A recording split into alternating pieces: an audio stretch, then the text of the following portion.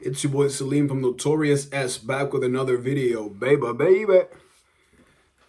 As you read the title correctly, I've joined the Red Pill movement, and I've given the past 2-3 years of my life to the movement.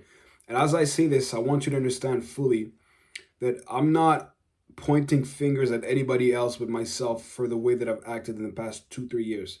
And I know what I've said before, and I still believe to some extent that the movement does more good than bad. But I'm talking in my situation specifically, not everybody else's, because we don't have the same experiences and we react differently. But I've embraced it to such a degree that I did before because I was insecure. For the past 2-3 years, I actually spoke with somebody that I'm really close with lately, and they were like, "Yo, you sound like a broken record." And it really hit me because all you want to talk about is intergender relationships, as men and women, and it's like the rhetoric that really hit the forefront of a lot of YouTube and media pages where everybody wants to talk about that. That's what I've been talking about restlessly, right? Incessantly, whatever adjective you want to put in the sentence, nonstop for the past 2-3 years. Because you know what? I think obsession, a lot of times, like a catalyst for obsession is a lack from the person who's obsessing about said thing. Look, I grew up being overweight. And because I was really fat as a kid, I felt as though I wasn't getting attention from girls when I was young. To be quite honest, when I was like, from like 10 to 17. And I guess it really made me insecure because all my friends next to me were, getting into relationships, getting girls. And maybe I grew resentful. And it makes me think of, Patrice O'Neill when he was talking about, his experience growing up as a fat kid on Black Phillip, which is something that I've really listened to endlessly many times over. And it kind of fueled my a little bit of anger or resentment also. He was talking about his experience, and we had a really similar youth in terms of being a fat kid, maybe like feeling or appearing or being less desirable. It actually affects you in a way that a lot of people will not admit or won't talk about as much. At least that's my sentiment about it.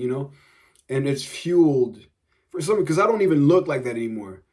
But it left a mark, a psychological mark on me that was so strong, so deep, that it motivated me to really get entrenched and to want to kind of understand everything about intergender relationships or how to deal with opposite sex, or just soak up as much content about that to kind of make it. And that's my theory on why I was so obsessed with it for the past 2-3 years.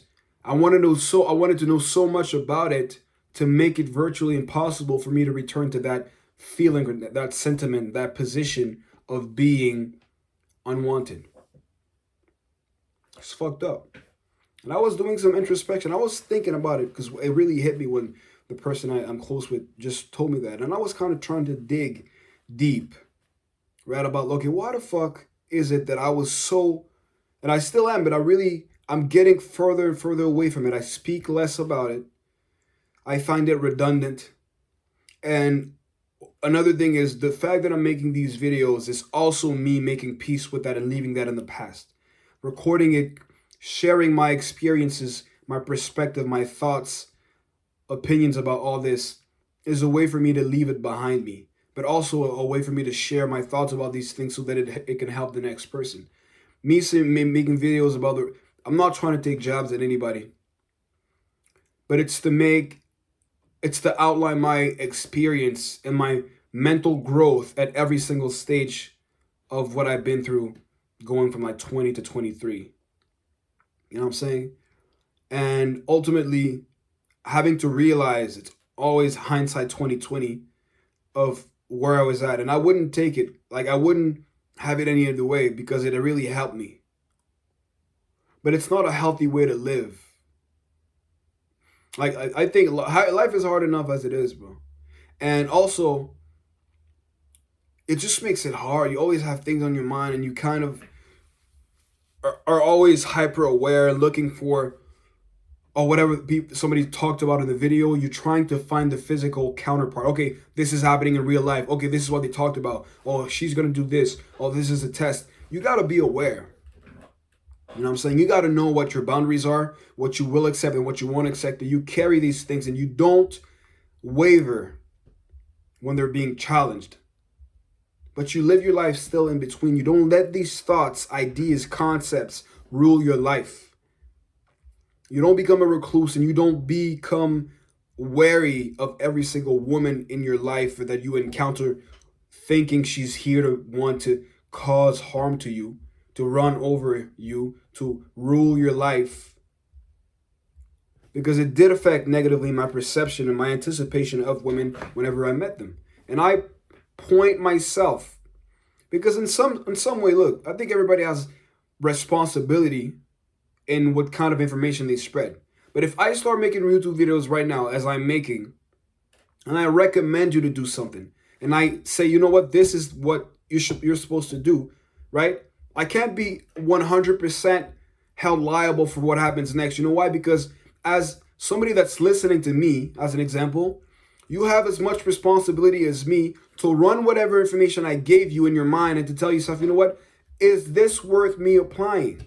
If I tell people to start jumping from a bridge and you don't run it through your mind, you don't run the situation, the pros and cons of what it entails to run off a bridge, that if you fall splat on your face, then it's your fault as much as it is mine. And I think everybody gets what they deserve at the end of the day. But it's harder to say now on the other side of the tunnel. And what I really want to focus on is the fact that it all stemmed from an insecurity. And a lot of the things, if I have to look at my own life and we could extrapolate and apply to a lot of men's life, it's so appealing to us being told that we're right and that the world is against us. Because one, I believe it is to a certain degree. But two, it answers or calls this insecurity that we have.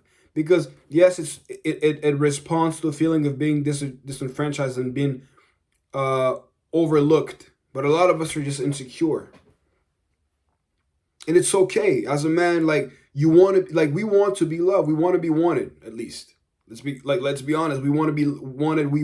We don't like the fact that we don't have the control in choosing. So it kind of makes us insecure. That's why we're so hard in the gym. That's why we do everything else that doesn't have to do with the choosing, but that enhances our chances to be chosen, to raise our value, because I believe there's a certain level of insecurity or desire to please, at least.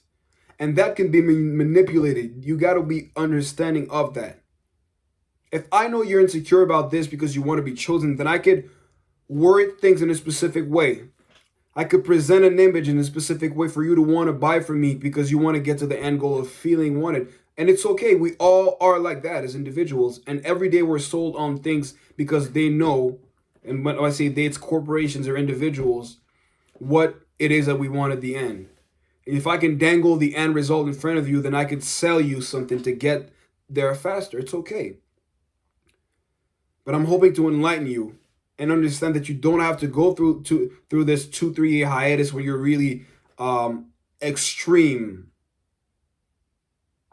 where your mind is focused constantly when you meet somebody. Oh, okay, well, did I do this, that, and this and that? Or are you looking for the things you heard in the videos that really affect your mind in a negative way? And you got to take the good with the bad, because I'm also grateful for that, because I see the world rather in a different way than I did before, and I will never lose that. And I don't know if this is because I just grew older or because I gained a certain level of awareness through kind of looking at everything super closely with a different lens. But I'm grateful for that. I pay attention a lot more to different social situations, cues and shit, and it helps me navigate the world better. But I believe you can skip this phase, and you should believe in relationships and like people getting together. Like, this is not a bad thing. We're all we have in the world at the end of the day. This is like getting back to my points of contention. Yeah, bro, like the market is fucked, and yes, people are spoiled right now, and like women and all these things, bro. But like the only game in town is men getting with women, and no matter how spoiled we get and like rotten because of the current situation of the dating landscape, like there isn't a third gender, bro. Like, oh, I'm sorry. You know what I'm saying? There isn't a third option that's magically going to happen to let you not go with either a man or a woman. Just find your match, bro. And if that's not what you want, just do what you got to do. But like, at least I'm speaking about, you know, my perspective and my experience once again. And it really fucked me up. But I'm actually like in rehab. That's the word, convalescence. Like I'm recuperating from this mentally. You know, I catch myself sometimes like watching content I shouldn't be because it keeps me in that space, or I'm gradually exiting that mindset, welcoming new connections. You know, contemplating. You know what? If there's like a connection, not because I'm stagnating in my life, I have, you know, goals, dreams, up, you know, I want to reach, but I'm open and I don't view women as an enemy. I'm wary of people in general, and as I date women, then I'm wary of some women because of, you know, things that they display. But I don't have hatred, and it feels good because I can focus on what I really want. I'm getting my money straight, you know, being physically fit. I have my family with me, you know what I'm saying, and reaching what I want to do, and it makes life much easier. You don't gotta have the hatred. You don't gotta have um, the negativity in your mind, and you emanate better energy. You feel better. You know, so I'm going through a reset. And if I could help you in this video, if I maybe enlightened you, if I provided you with any value, that I did my job. Because that's all I got for you today, man. If you like the content, subscribe, share, and like the video because it's free. And I'm going to see you next time. Peace.